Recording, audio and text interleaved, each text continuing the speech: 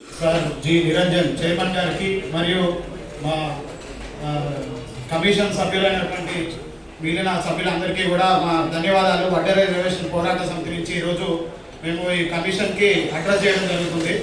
Chairman గారికి మేము మా బాధలు ఈరోజు విన్నవించుకోవడానికి వచ్చాము. వడ్డెర రిజర్వేషన్ అంటే ఇప్పుడు పేరు లేకుండా పోయింది.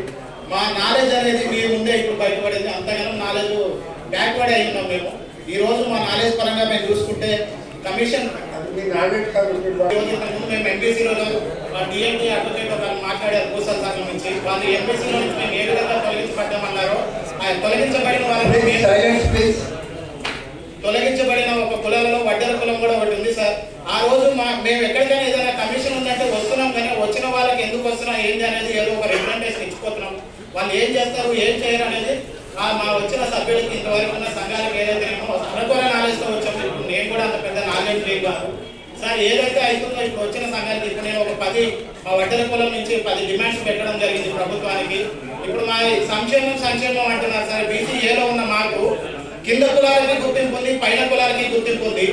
ఈరోజు మీకు ఇచ్చిన report commission report cess report ఒకటి ఇవ్వడం జరిగింది. దాంతోపాటు జనరల్స్ మా మీద రీసెర్చ్ చేసి రాసిన జనరల్స్ ఇవ్వడం జరిగింది. అదేవిధంగా పార్లమెంట్లో మా ఎస్టీ డిమాండ్ మెయిన్ డిమాండ్ మేము ఎస్టీ డిమాండ్ చేస్తున్నాం సార్. ఎరుకల యానాది లంబాడి వడ్డెర ఈ 4 కూడా ఒకప్పుడు డిఎన్టీ నుంచి క్రిమినల్ ట్రాక్ నుంచి డిఎన్టీలోకి వచ్చాయి. డిఎన్టీల నుంచి బీసీఏలో చేర్చారు మమ్మల్ని. వీళ్ళని అన్ని కూడా ఎరుకల యానాది లంబాడి ఎస్టీ రిజర్వేషన్ పొందుతున్నారు. మేము మాత్రం బీసీఏలోనే ఉండిపోయాము. కాబట్టి మేము బీసీ ఏ రిజర్వేషన్ నుంచి ఎస్టీ రిజర్వేషన్ కావాలని కోరుతున్నాం సార్. అదేవిధంగా మా మహిళల గురించి ఇంతకుముందు వాళ్ళు మాట్లాడారు.